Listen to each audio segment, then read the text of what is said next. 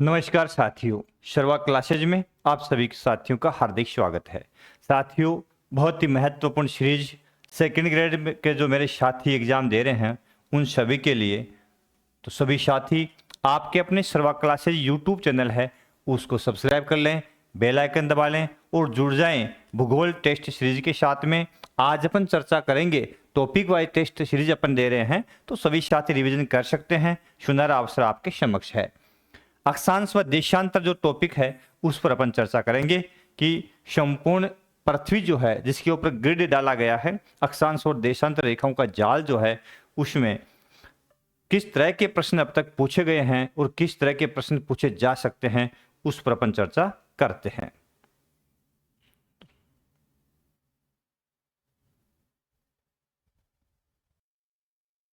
तो देखते हैं आज की सीरीज का पहला प्रश्न आपके समक्ष आ चुका है। पृथ्वी पर कुल कितने अक्षांश डाले गए हैं? यदि पृथ्वी पर कुल अक्षांशों की बात आए तो कितने अक्षांश डाले गए हैं? 180, 181, 90 और 360। तो राइट आंसर है 181। कितने हैं? 181। समझ गए होंगे कि पृथ्वी जो है उसके ऊपर यदि अपन उत्तर से दक्षिण की ओर का यदि भाग देखते हैं तो इस प्रकार से जो रेखाएं यहां आपको मिलेगी, ये रेखाएं अक्षांश रेखाएं हैं। आड़ी रेखाएं जो पूर्व से पश्चिम यूं डाली गई है, जो संपूर्ण पृथ्वी पर एक वर्त बनाती है ना, और ये एक दूसरे के समानांतर है। ये रेखाएं क्या है? अक्षांश रेखाएं हैं। और अक्षांश रेखाएं मुख्य रूप से पृथ्वी पर कुल अक्षांश कितने हैं? 181। क्योंकि 0 डिग्री भूमध्य रेखा, इसके ऊपर यदि उत्तरी ध्रुव तक अपन जाते हैं, ठीक है, नॉर्थ पोल तक जाते हैं तो 90, और दक्षिण में साउथ पोल तक जाते हैं तो 90। इस प्रकार से दोनों ओर 90 90 180 प्लस 0 डिग्री एक भूमध्य रेखा, कुल मिलाकर कितनी हो जाती है? 181। तो राइट आंसर कौन सा है? 181। ठीक है, इस तरह का यदि प्रश्न आता है तो इजीली आप उत्तर दे सकते हैं। अगला प्रश्न आ गया आपकी स्क्रीन पे। अगला है, पृथ्वी के ऊपर कुल कितने काल्पनिक देशांतर डाले गए हैं? अब देशांतर पूछ लिए हैं तो मुख्य रूप से 360, 180, 90 और 100। तो राइट आंसर कौन सा है? 360। क्योंकि देशांतर किस रूप से है? तो पृथ्वी के चारों ओर यदि अपन रावण में देखते हैं तो कोणों के सभी, पृथ्वी के या वर्त के सभी कोणों का योग कितना होता है? 360। तो इस प्रकार से जो खड़ी रेखाएं यूं डाली गई है, ये रेखाएं क्या है? देशांतर रेखाएं, जो कि अर्धवर्त बनाती है मुख्य रूप से और दोनों ध्रुवों को मिलाती है। समझ गए? और पृथ्वी के चारों ओर मुख्य रूप से रेखाएं डाली गई है और इनकी संख्या कितनी है? 360। ठीक है, तो कुल देशांतर कितने हैं? 360। कौन सा देशांतर महत्वपूर्ण है ना, चर्चा करेंगे अपन। अगला प्रश्न देखिए। अगला प्रश्न आपकी स्क्रीन पे आ चुका है मेरे दोस्तों, बहुत ही महत्वपूर्ण कि 23.5 डिग्री 23 डिग्री 30 मिनट उत्तर अक्षांश को क्या कहा जाता है? तो भूमध्य रेखा, कर्क रेखा, मकर रेखा या विषुवत रेखा। ये बेसिक चीजें हैं लेकिन आपको पता होनी चाहिए। यदि अपन 23.5 डिग्री उत्तर अक्षांश की बात करते हैं, उत्तरी गोलार्ध में 23.5 डिग्री की यदि बात करते हैं तो इसको अपन क्या बोलते हैं? कर्क रेखा बोलते हैं। कर्क रेखा, ट्रॉपिक ऑफ कैंसर के नाम से इसको पुकारते हैं। तो राइट आंसर क्या हो जाता है? कर्क रेखा इसका सही उत्तर हो जाता है। अगला प्रश्न है, बड़ा महत्वपूर्ण प्रश्न है कि देशांतर के संदर्भ में सही कथन कौन सा है? अब देशांतर के संदर्भ में सही कथन कौन सा है? तो ये सभी काल्पनिक रेखाएं हैं, बिल्कुल राइट है। अक्षांश और देशांतर की बात करते हैं तो सभी रेखाएं जो पृथ्वी पर ग्लोब पर डाली गई है सभी काल्पनिक है। इसके अलावा ये कुल 360 है, तो देशांतर कुल 360 डाले गए हैं क्योंकि पृथ्वी के सभी कोणों का योग 300, वर्त के सभी कोण, क्यों पृथ्वी वर्ताकार मान ले अपन, तो सभी कोणों का योग 360 होता है, तो 360 डिग्री इसके अंदर है। ये भी राइट है। भूमध्य रेखा पर दो देशांतरों के मध्य की दूरी 111.32 किलोमीटर है, तो ये भी बात सत्य है कि भूमध्य रेखा पर देशांतर है उनकी अधिकतम दूरी 111.232 किलोमीटर होती है, और जो अपन ध्रुव की ओर बढ़ते हैं दूरी घटती जाती है। उसके बाद में ये सभी कथन सत्य, तो इसमें डी ऑप्शन है कि ये सभी कथन देशांतर रेखाओं के संदर्भ में सत्य है। ठीक है ना, समझ गए होंगे। थोड़ा सा इसको यदि मैं डिफाइन कर दूं कि ये मान लेते हैं हमारी पृथ्वी है, ग्लोब है, और इस ग्लोब पर अपन बात कर रहे हैं देशांतर रेखा की, तो देशांतर जो रेखा है मुख्य रूप से उस पर यदि भूमध्य रेखा के बीच में यहाँ की दूरी अपन देखते हैं तो 111.32 किलोमीटर है। और जो जो अपन जाते हैं उत्तर की ओर तो ये दूरी जो है ये घटती जाती है और ध्रुव के ऊपर यहाँ जाके क्या हो जाती है 0 किलोमीटर हो जाती है, क्योंकि ध्रुव पर सभी देशांतर आपस में मिल जाते हैं। और ये सभी काल्पनिक रेखाएं हैं, ठीक है ना। तो अक्षांश और देशांतरों का जो ग्रिड है वो सारा काल्पनिक है। उसके बाद में लिखा है कि कुल 360 है, तो अभी बात की थी कुल 360 है, ठीक है ना। तो इसमें सभी ऑप्शन राइट है। अगला प्रश्न देखिए आपकी स्क्रीन पे आ चुका है कि अक्षांश के संदर्भ में सही कथन कौन सा है। अक्षांश के संदर्भ में सही कथन कौन सा है, तो अभी वही बात है कि कुल अक्षांश कितने हैं 181। अभी मैंने कहा था अक्षांश 181। अक्षांश वृत्त की बात आ जाएगी, किसकी, अक्षांश वृत्त की बात आ जाए तो आपको 179 करना है।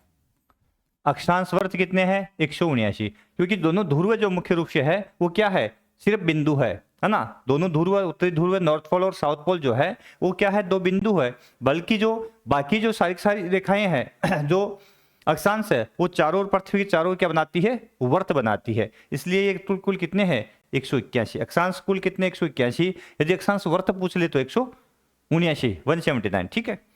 फिर है दो अक्षांशों के बीच 111 किलोमीटर दूरी होती है और सभी अक्षांश वृत्त है समानांतर है, यानी एक दूसरे के समान दूरी पर डाले गए हैं। तो ये भी राइट है कि दो देशांतर अक्षांशों के बीच में, भूमध्य रेखा पर देखा था अपन ने सिर्फ देशांतरों के बीच की दूरी जो होती है 111.32 किलोमीटर होती है, लेकिन अक्षांशों में सभी जगह, क्योंकि अक्षांश क्या है समानांतर है, तो उनके बीच की दूरी 111 किलोमीटर होती है।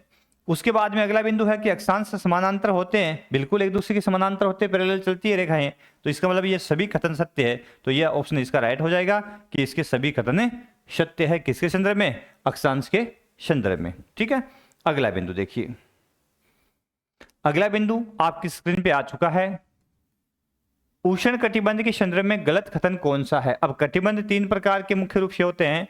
यदि अपन पृथ्वी को कटिबंधों में बांटेंगे तो आपको मैं बता दूं कि इस प्रकार से मान लेते ये ग्लोब है, यहाँ कर्क रेखा, ये उत्तरी आर्कटिक वर्त, ये मकर रेखा और ये अंटार्कटिक वर्त। इसके अंदर मैं यदि दूसरे कलर से आपको दर्शा देता हूं कि ये जो कर्क और मकर रेखाओं के बीच में ये कर्क रेखा और ये मकर रेखा, ये भूमध्य रेखा,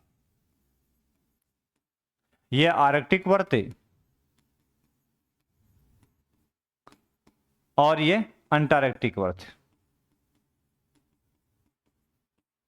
66.5, ये तो 23.5 डिग्री पे है, 23 डिग्री 30 मिनट, और ये 66 डिग्री 30 मिनट पे है, ठीक है। दोनों साइड में ये भी 23 डिग्री कर्क रेखा 30 मिनट उत्तर है और ये 66 डिग्री 30 मिनट उत्तर है, समझ गए। अब देखिए इसको, यदि मैंने इस कलर की लाइनों से ये जो मध्यवर्ती भाग कर्क और मकर रेखा वाला भाग है इसको यदि इंडिकेट किया है तो ये कौन सा कटिबंध है, उष्ण कटिबंध। कौन सा है, उष्ण कटिबंध, समझ गए। उसके बाद में दूसरा यदि भाग अपन देखते हैं, दूसरे कलर से अपन इंडिकेट कर देते हैं, ये जो आर्कटिक वर्त से, दोनों गोलार्धों के अंदर आर्कटिक वर्त से यानी मुख्य रूप से कर्क रेखा और आर्कटिक वर्त के बीच में, और दक्षिण में मकर रेखा और अंटार्कटिक वर्त के बीच में, ये जो ग्रीन कलर की रेखा से मैंने आपको इंडिकेट किया है ना, इसको बोलते हैं शीतोष्ण कटिबंध। कौन सा है, शीतोष्ण कटिबंध, समझ गए। उसके बाद में शेष बचता है, उसको मैं अलग कलर से इंडिकेट कर दूं आपको, है ना, तो वो सारा मुख्य रूप से कौन सा आ जाता है, इसको मैं रेड कलर से, व्हाइट कलर से इंडिकेट कर दूं, यानी 66.5 उत्तरी गोलार्ध के अंदर जो आर्कटिक वर्त है वहां से नॉर्थ पोल, और 66.5 दक्षिण गोलार्ध अंटार्कटिक जो वर्त है वहां से साउथ पोल, ये जो भाग है इसको बोलते हैं शीत कटिबंध। इस प्रकार से पृथ्वी पर 3 कटिबंध साथियों है ना। अब हमने यहां पूछा क्या है, प्रश्न पूछा गया है कि उष्ण कटिबंध के संदर्भ में जो निम्न विशेषताएं दी गई है उसमें से गलत कौन सी है। तो देखिए यहाँ पे पहला ऑप्शन यहां दे रखा है कि यहां सूर्य की किरणें सीधी पड़ती है, तो ये बिल्कुल राइट है कि उष्ण कटिबंध में सूर्य की रेडिएशन है वो सीधी रहती है, क्योंकि पृथ्वी की आभासीय गति जो होती है सूर्य के सामने जो कर्क और मकर रेखाओं के बीच में होती है सूर्य की आभासीय गति, तो ये 21 जून को सूर्य कर्क रेखा पर सीधा चमक रहा होता है और 22 दिसंबर को यह मकर रेखा पर सीधा चमक रहा होता है, तो ये लाइन बिल्कुल राइट है। दूसरा है यह भाग अधिक तापमान और अधिक वर्षा प्राप्त करता है, बिल्कुल सही है, क्योंकि उष्ण कटिबंध में सर्वाधिक तापमान प्राप्त होते हैं और अधिक वर्षा होती है। तीसरा बिंदु है कि यह भाग करक और मकर रेखाओं के मध्य में स्थित है। बिल्कुल सही है कि यह करक और मकर रेखाओं के मध्य में स्थित है। तीसरा है कि सभी माह का औसत तापमान 10 डिग्री सेंटीग्रेड से कम रहता है। ये यहाँ पे गलत है। क्यों? क्योंकि यहाँ का तापमान जो है ना, इसमें गलत कौन सा हो जाएगा? डी। यहाँ का औसत तापमान जो होता है लगभग 18 डिग्री सेंटीग्रेड से ऊपर रहता है। इसका मतलब 10 से कम नहीं रहता। इसका मतलब इसमें यह ऑप्शन है वो इसका गलत हो जाता है। किसके संदर्भ में? उष्ण कटिबंध के संदर्भ में। समझ गए होंगे। अगला प्रश्न देखिए। अगला प्रश्न है, यदि प्रधान याम्योत्तर पर प्रातः के 11 बजे हैं तो भारत में समय कितना होगा? देखो क्या प्रश्न है। यदि प्रधान याम्योत्तर पर प्रातः के 11 बजे हैं तो भारत में समय कितना होगा? अब प्रधान याम्योत्तर कौन सा है? ग्रीनविच रेखा। यदि इसको 0 डिग्री ग्रीनविच रेखा अपन मान लें, यही प्रधान याम्योत्तर है विश्व का। प्रधान याम्योत्तर इसको माना गया क्यों? क्योंकि संपूर्ण विश्व की घड़ियां जो है इसी के आधार पर अपना समय बताती है। समझ गए। अब इस प्रधान याम्योत्तर पर समय कितना बता दिया है? 11 बजे प्रातः, है ना। 11 बजे प्रातः के 11 बजे यहां पे है, तो भारत का समय कितना होगा? अब भारत का प्रधान याम्योत्तर कितना है पता आपको? 82.5 डिग्री 30 मिनट पूर्वी देशांतर, क्योंकि भारत पूर्व में है। ठीक है ना। अब ये समय कैसे निकालते हैं, इसको कैसे कैलकुलेट करेंगे? तो अपन यहां देखेंगे कि दोनों रेखाओं के बीच का जो अंतर है वो कितने देशांतर का है। ये 0 डिग्री, ये 82.5, तो कितना हो गया? वही 82.5 डिग्री का अंतर हो गया। ठीक है, कितने का हो गया? 82.5 डिग्री का। यदि 1 डिग्री देशांतर को सूर्य पार करता है ना, 1 डिग्री देशांतर को, या पृथ्वी का 1 डिग्री देशांतर सूर्य के समक्ष से गुजरता है, देशांतर को पार करने में सूर्य को कितना समय लगता है? 4 मिनट का समय लगता है। कितना लगता है? 4 मिनट का। इसलिए 82.5 डिग्री को पार करने में कितना समय लगेगा?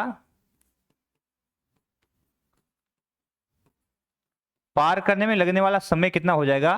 तो 82.5 डिग्री इंटू 4। ठीक है, इसका मतलब ये कितना हो गया? लगभग 330 मिनट। 330 मिनट। और 330 मिनट का मतलब यदि घंटा बनाएंगे अपन तो कितने हो गए? 5 घंटे और 30 मिनट। इसका मतलब कितना चेंज आ गया है कि यदि यहां पे 11 बजे हैं तो भारत का समय यदि कोई स्थान है ग्रीनविच रेखा से यदि पूर्व में है तो उसमें समय प्लस हो जाएगा। तो यहां यदि 11 बजे हैं तो ये 5.5 घंटे का जो अंतर आया है वो इस 11 में प्लस हो जाएगा।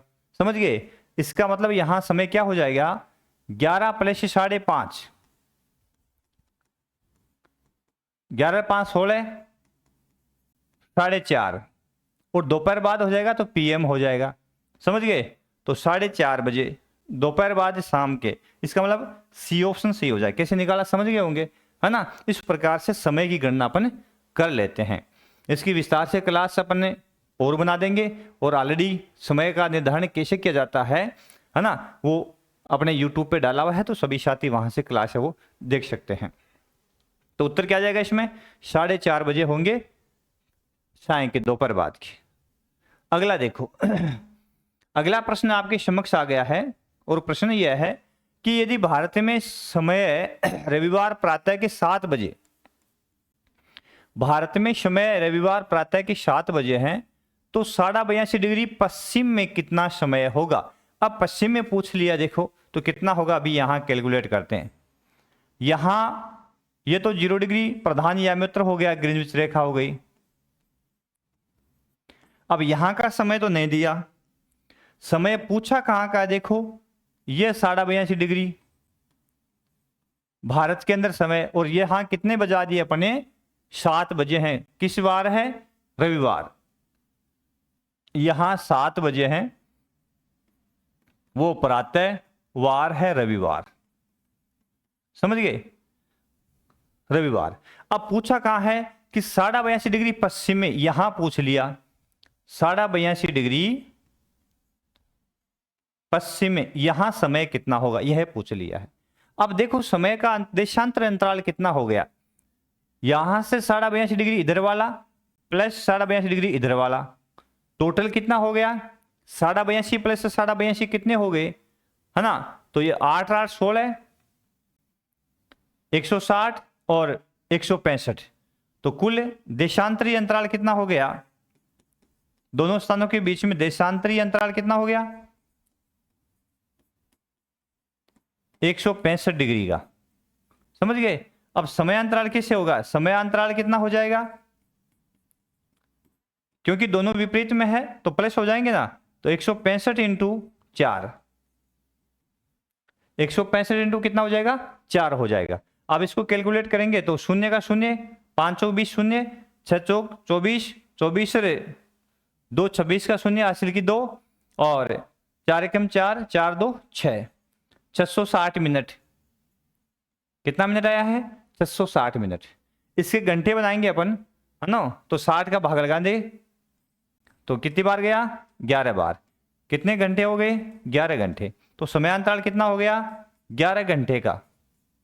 अब ये देखना है कि यदि अज्ञात स्थान ग्रीनविच रेखा से पूर्व में होता है तो समय प्लस होता है, और अज्ञात स्थान यदि ग्रीनविच के पश्चिम में है, ज्ञात से पश्चिम में है, तो समय माइनस होता है, समझ गए। तो यहां अपन क्या करेंगे कि यहां अपने को 7 बजे हैं प्रातः के, इस 7 में से माइनस कितने कर देंगे, 7 में से माइनस कितने कर देंगे 11 घंटे माइनस कर देंगे। तो 7 में से यदि 11 माइनस अपन करते हैं, है ना, तो कितना समय हो जाएगा, 7 में से 11 करें, कैसे करें देखो, इसको घटाने का तरीका भी देख लो। 7 का मतलब क्या हो गया 19 बजा देंगे रेलवे समय के अनुसार, ठीक है ना, और उसमें से कितने घटा देंगे 11 घंटे घटा देंगे, तो कितने बच जाएंगे 8, कितने बच जाएंगे 8 बच जाएंगे। अब 8 यहां मुख्य रूप से कितने बजेंगे 8, ठीक है। अब 8 ये है कौन से, जब ये सुबह के है ये प्रातः के है तो 11 घंटे का अंतर तो हुआ ना, तो ये कितने होंगे शाम के, तो यहां पीएम हो जाएगा, ठीक है। अब देखिए दोपहर रात को 12 बजे बाद में समय चेंज हो जाता है, रात को 12 बजे बाद में समय चेंज हो जाता है मुख्य रूप से, और समय चेंज हो जाता है तो ये 8 पीछे आ गए माइनस में हुए हैं, इसका मतलब यहां समय किसका हो जाएगा, यहां रविवार, तो यहां क्या हो गया शनिवार। तो राइट आंसर कौन सा हो जाएगा देख लीजिए, शनिवार के 8 बजेंगे, ठीक है, शाम के, शनिवार 8 बजे शाम, यह हो जाएगा सी ऑप्शन इसका राइट हो जाएगा। इस प्रकार से अपन इसको सरल कर सकते हैं, विस्तार से क्लास है देख लेना आप। उसके बाद में अगला प्रश्न आता है, बड़ा शानदार है कि अंतरराष्ट्रीय तिथि रेखा किसे कहते हैं, अंतरराष्ट्रीय तिथि रेखा किसे कहते हैं। तो 180 देशांतर, 0, 90 या इनमें से कोई नहीं, तो राइट आंसर है 180 डिग्री देशांतर रेखा जो है उसको अंतरराष्ट्रीय तिथि रेखा कहा जाता है, ठीक है। अगला प्रश्न है कि अंतरराष्ट्रीय तिथि रेखा के संदर्भ में सही कथन कौन सा है।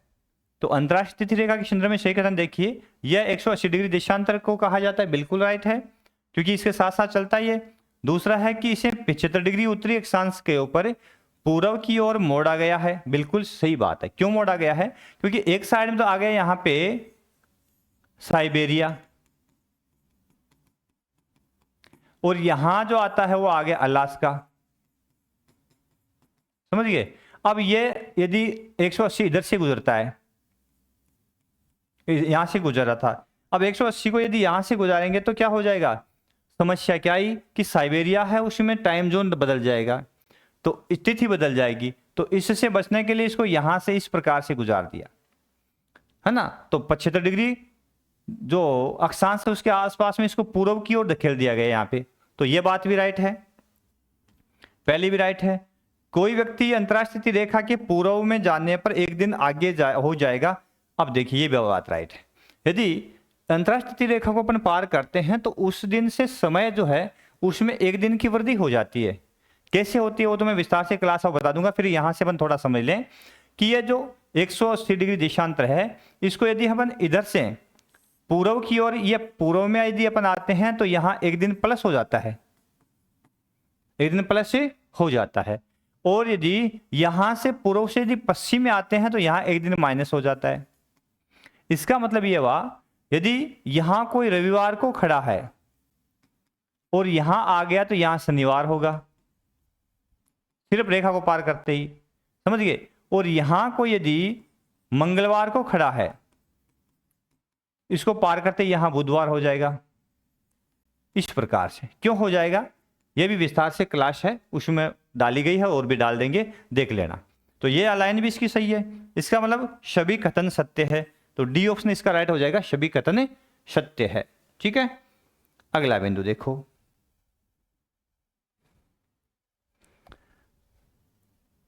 अगला है कोई व्यक्ति, यदि कोई व्यक्ति मंगलवार को अंतर्राष्ट्रीय तिथि रेखा को पार कर साइबेरिया से अलास्का आता है तो अलास्का में दिन होगा, है ना।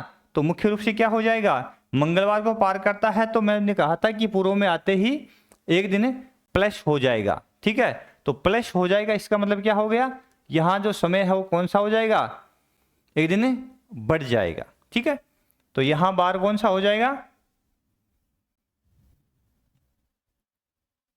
बुधवार। तो राइट आंसर कौन सा हो जाएगा, बुधवार। अभी बताया था मैंने, समझ में आया होगा आपको, नहीं आया तो बता देना। फिर है भारतीय मानक समय ग्रीनविच समय से। अब भारतीय मानक समय तो किस पे आधारित है, 82.5 डिग्री पूर्व पे, अभी बताया था मैंने, पूर्व पर है। और विश्व का ग्रीनविच का मानक समय किस पर है, 0 डिग्री देशांतर पर, समझ गए है। तो ग्रीनविच समय से भारत का समय कितना आगे है, तो मैंने कहा था अभी कि यदि यहां देखिए ये 0 डिग्री ग्रीनविच है, यहां का समय और यहां 82.5 डिग्री भारत का समय है, दोनों में अंतराल कितना हो गया, देशांतर का 82.5 इंटू कर देंगे 4, क्योंकि एक देशांतर को पार करने में 4 मिनट का समय लगता है, तो ये हो गए 330 मिनट, डिवाइड बाई 60 करेंगे तो कितने हो गए, 5 घंटे और 30 मिनट, तो 5.5 घंटे। तो राइट आंसर क्या हो जाएगा, 5.5 घंटे। ठीक है, भारत का समय है वो ग्रीनविच से 5.5 घंटे आगे है। यदि कोई स्थान पूर्व में है तब ग्रीनविच से तो उसमें समय प्लस होगा, और कोई स्थान यदि पश्चिम में है तो माइनस होगा। इसके बाद में अगला प्रश्न है कि विश्व को कितने समय जोन में बांटा गया है। तो विश्व को कितने टाइम जोन में बांटा गया है, तो विश्व के जोन कितने हैं, 12, 18, 24 और 6। तो राइट आंसर है विश्व को 24 टाइम जोन में बांटा गया है। कितने टाइम जोन में, 24 टाइम जोन में बांटा गया है। ठीक है, तो यहां पे सी ऑप्शन राइट हो जाएगा। तो धन्यवाद। आज की क्लास में अक्षांश और देशांतर रेखाओं के संदर्भ में इतना ही। फिर मिलेंगे अगली क्लास में, बड़ी शानदार क्लास रहेगी, एक से बढ़कर एक क्लास आपको अपन देंगे। लेकिन सभी साथी है आपके अपने सर्वा क्लासेज यूट्यूब चैनल है उसको सब्सक्राइब कर लें, बेल आइकन दबा लें और क्लास को अन्य साथियों को शेयर भी कर दें, ताकि अपनी क्लास जो है अधिक से अधिक साथियों तक पहुंचे और क्लास का फायदा है सभी बच्चों के पास पहुंच सके और वो अपनी क्लास का लाभ उठा सके। तो फिर मिलेंगे अगली क्लास में, तब तक के लिए नमस्कार, जय हिंद, जय भारत।